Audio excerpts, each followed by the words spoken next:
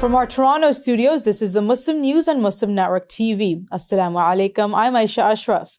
Civil rights groups are suing Texas Governor Greg Abbott and UT Austin, alleging pro-Palestine students were unlawfully detained and punished during a peaceful protest violating their civil rights. This and more coming up in our show. Assalamu alaikum. This is Elia Batul, breaking news for today. Trump moves Waltz out of national security to the UN and asks Secretary Rubio to replace him. A Trump-appointed judge blocks Trump's use of Alien Enemies Act to deport people. Now back to you, Aishah. Angry protesters have confronted Israeli National Security Minister Itamar Ben-Gvir inside the U.S. Capitol during a visit with Republican lawmakers. Free-Palestinian demonstrators interrupted his meeting, shouting "Shame on you" and "Free Palestine," accusing him of supporting genocide in Gaza. They called him a war criminal. Ben-Gvir lashed back, labeling the protesters terrorists and baby killers. One protester shouted, "You belong in The Hague," referencing the International Criminal Court's warrants for other Israeli officials. During his visit, Ben-Gvir met with Republicans, including Jim Jordan and Brian Mast, to promote hardline policies, such as bombing Gaza aid sites and restricting Muslim worship at Al-Aqsa Mosque. His visit has sparked outrage beyond Washington. In Brooklyn, protests near the Chabad Center turned violent.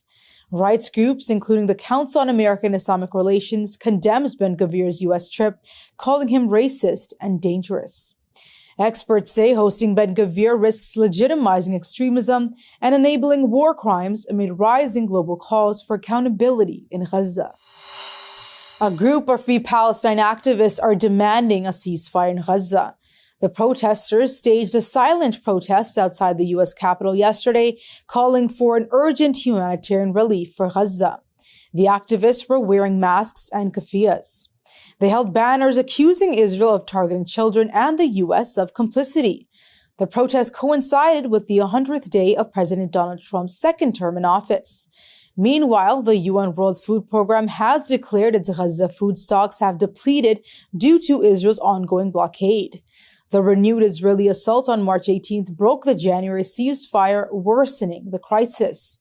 Aid crossings remain shut, leaving 2.4 million residents cut off.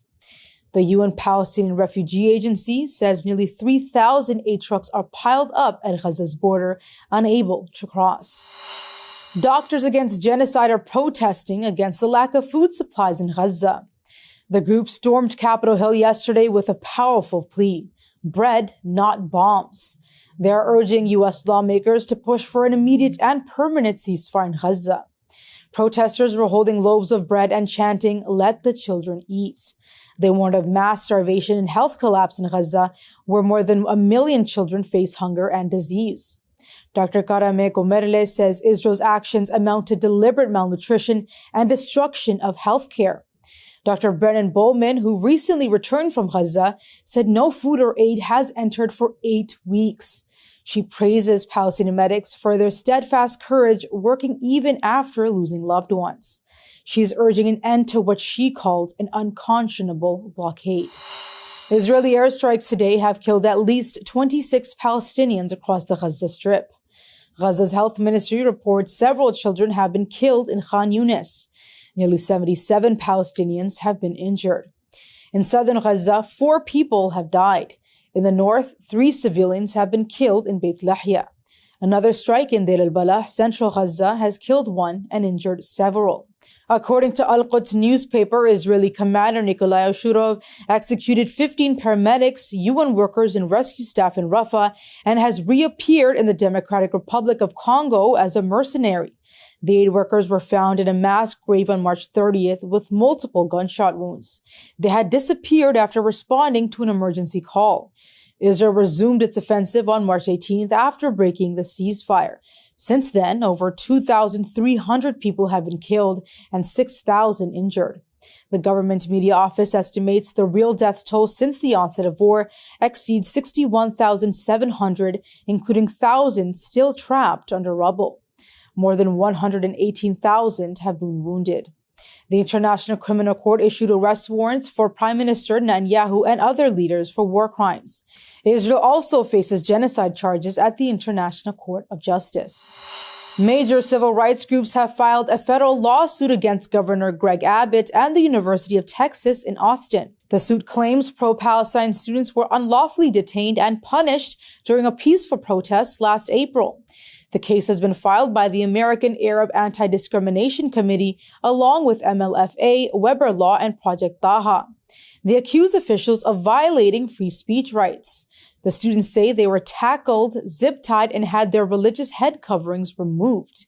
The students claim the university continued to penalize them with suspensions and academic holds. The lawsuit alleges racial and religious discrimination under the Civil Rights Act. It seeks to reverse student punishments, award damages, and hold Texas officials accountable. ADC's director says this is a fight to defend free speech and peaceful assembly. The case now is in federal court in the Western District of Texas. A major case in front of the U.S. Supreme Court could greenlight the country's first taxpayer-funded religious charter school. The case involves St. Isidore of Seville Catholic Virtual School in Oklahoma. Last year, the Oklahoma Supreme Court blocked its creation, but the issue now is before the top court. Justices Clarence Thomas, Sam Alito, and Brett Kavanaugh have signaled strong support. Justice Neil Gorsuch appears aligned based on earlier rulings. Chief Justice John Roberts, seen as a swing vote, have expressed mixed signals. They acknowledge past decisions allowing public funds for religious entities, but noting this case involves deeper state involvement. If Roberts sides with the conservatives, the court could allow religious charter schools nationwide. A tie would uphold the state ruling, but not settle the issue federally. Teachers' unions strongly oppose the school, warning it blurs the line between church and state. Religious groups in Oklahoma also are pushing to place Bibles in classrooms. India will include caste data in its census for the first time since 1941, a move that could reshape politics and policy in the world's largest democracy. The details coming up next.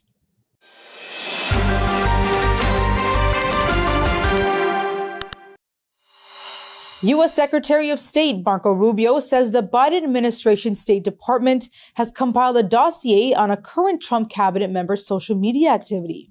Rubio made the disclosure during a cabinet roundtable meeting yesterday without naming the official involved. He added the dossier flagged the official as a purveyor of disinformation. He promised the dossiers would be handed over to the individuals for review. Rubio criticized the department for monitoring American citizens, calling it a violation of free speech. He appeared to refer to the now shuttered Global Engagement Center, originally created to fight foreign disinformation from countries like Russia, China, and Iran. Rubio slams the move as political misuse of government power. Ontario's Financial Accountability Office warns the province could lose more than 68,000 jobs due to U.S. tariffs. The number may soar to nearly 138,000 in the next 4 years if trade tensions continue. The report compares current trade policies to a no-tariff scenario and predicts a 1.1% rise in employment over the next 4 years. Manufacturing and supply chain industries are expected to suffer the most. Officials say the true impact will depend on the extent and duration of the tariffs, as well as how markets and households react. The trade war also is forecast to hurt Ontario's economic growth and increase consumer prices. Meanwhile, Statistics Canada reports the national GDP shrank by 0.2% in February. The decline was driven by drops in mining, oil, gas, and construction. The Council on American Islamic Relations is urging George Washington University to end ties with an Islamophobic program. It is referring to the program on extremism, co-led by the controversial New York Police Department training. The session allegedly labeled Palestinian cultural symbols such as the keffiyeh scarf and watermelon as signs of extremism. The program is led by Lorenzo Vidino. CAIR's research director, Corey Saylor, says the program promotes ethnic bias under the guise of security training. Saylor is calling for Vidino's dismissal, citing his flawed work and long-standing ties to anti-Muslim networks. CAIR sent a letter to University President Dr. Ellen Granberg highlighting past investigations and court rulings that found Vidino's work to be unreliable and harmful. A 2020 Austrian police operation, based largely on his report, later was declared unlawful. A separate lawsuit was filed in March last year by an Austrian Muslim scholar against Vidino and the program, accusing them of malicious defamation. CAIR previously labeled George Washington University as hostile towards Muslims and Palestinian students. It says continuing to employ Vidino signals the university's indifference to Islamophobia. George Washington University is yet to comment. The Trump administration is canceling $1 billion in school mental health grants initiated under President Joe Biden in 2022. These grants are meant to help schools hire psychologists, counselors, and other mental health professionals. The U.S. Department of Education informed recipients this week that funding will end after this year. The administration claims the programs violate civil rights laws and clash with its policy of promoting merit and fairness. Conservative activist Christopher Rufo first confirmed the cancellation. Rufo alleges the funds are used for left-wing racialism, citing diversity hiring goals in grant documents. Some programs aim to recruit more non-white counselors and advance diversity, equity, and inclusion efforts. The Education Department has confirmed the cuts and told lawmakers it plans to redesign its approach to student mental health. A department notice says it will re-envision and recompete mental health funding to better align with student needs. The Trump administration is arguing that DEI programs often lead to reverse discrimination against white and Asian American students. More changes in education policy are expected soon. Arab Americans who voted for President Donald Trump are now expressing a deep sense of betrayal. This comes amid the U.S.-backed Israeli airstrikes pounding Gaza, the West Bank, Lebanon, and Syria, and nightly American bombings in Yemen. Members of Michigan's large Arab community say their hopes for peace have been shattered. Trump promised to bring about peace and won key support from Arab Americans, disillusioned with the Biden administration's unflinching support for Israel. But now, as civilian casualties mount across the Middle East, especially in Gaza and southern Lebanon, some of Trump's staunchest Arab supporters are questioning their backing. Dearborn resident Faye Nemer, whose relatives in Lebanon were killed by Israeli airstrikes, says the violence feels like a continuation of Biden-era policies. Yet, many voters still refuse to outright condemn Trump, citing his unpredictability and urging him to change course. Advocates say outreach efforts to Republican lawmakers for dialogue have gone unanswered. Trump has appointed a record number of Arab Americans to public roles. However, he continues crackdowns, including arrests of Arab and Muslim students. In an unprecedented move since gaining independence, India will include caste data in its national population census. India last gathered full caste data in 1941 under British rule. Information Technology Minister Ashwini Vaishnaw announced the new rule Wednesday. He said the Cabinet Committee on Political Affairs, led by Prime Minister Narendra Modi, authorized the action. This marks a major shift in how India collects demographic data. Caste has long shaped India's social structure. The system divides Hindus into four main groups: Brahmins, Kshatriyas, Vaishyas, and Shudras. Outside this hierarchy are Dalits, once labeled untouchables. Until now, Indian census since 1951 only published data on Dalits and tribal communities, not on the wider caste spectrum. Patron of Hindu nationalist groups, RSS, has been opposing the decision to count castes, calling it an attempt to divide Hindus. Yet, surprisingly, Modi's Hindu nationalist government has agreed to collect this data. India is home to the world's largest population of more than 1.4 billion. This data could influence government policy and welfare programs. Analysts say this move could reshape India's political and social landscape. The man accused of murdering a worshipper at a French mosque has agreed to be extradited from Italy to France. French media reports the suspect, identified as Olivier H., will not be held in police custody but will appear before an investigating judge to face formal charges. He had been on the run since the April 25th attack at the Hadith Mosque in La Grande Combe near Alais. On Sunday, he surrendered at a police station in Pistoia, Italy, and was detained. Reports say the attack was Islamophobic in nature. The suspect allegedly stabbed the victim, shouted anti-Islamic slurs, and filmed the assault on his phone. French political leaders strongly condemned the incident. Syrian officials say 16 people, including 11 security personnel, have been killed in the south of the country after armed groups launched attacks near Damascus Wednesday. Gunmen opened fire on civilians and security posts in Ashrafiyat Sahnaya, a predominantly Druze town 12 kilometers from Damascus. The violence follows a reported circulation of a voice recording that insulted Prophet Muhammad, peace be upon him, sparking sectarian outrage and revenge calls on social media.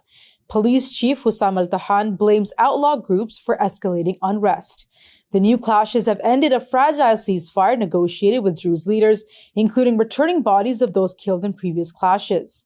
Prominent Lebanese Druze leader Walid Jumblat condemns the violence as well as the insult to Islam. He's calling for a transparent investigation.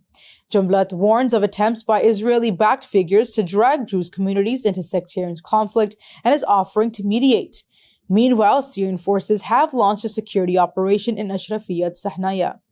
The Syrian Interior Ministry has vowed to hold the attackers accountable and prevent further unrest. That's all from our Toronto studios. Thank you for watching Muslim News. We are a community channel dedicated to bringing you stories you can trust. Please like, share, and subscribe to our content.